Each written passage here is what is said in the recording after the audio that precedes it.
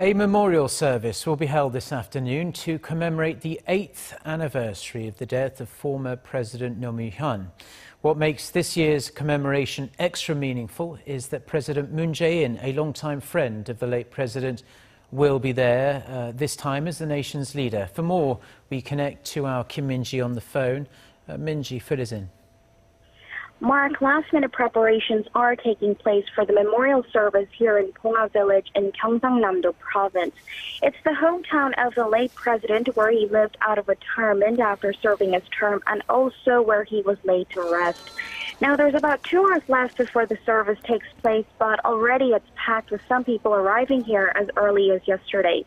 Now, to give you a brief recap of the late president, Roh served as the 16th president of South Korea and was in office from 2003 to 2008.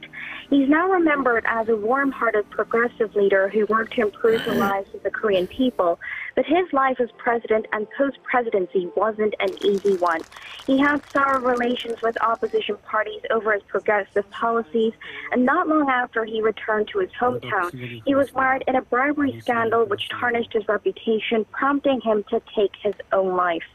Previously, under the past 2 conservative governments, the memorial was more of a solemn atmosphere to remember the late president, but the mood has quite changed a bit this year. President Moon Jae-in, a longtime friend of the late president with a relationship dating back to the early 1980s, will attend the ceremony and deliver a commemorative speech. President Moon took part every year, but this time he's here as the nation's leader and his successor. Moon also served as Roh's senior secretary as well as chief of staff. Now, during the presidential campaigns, Moon promised to pay respect before Roh's gravestone on May 23rd as president, so he has kept his promise.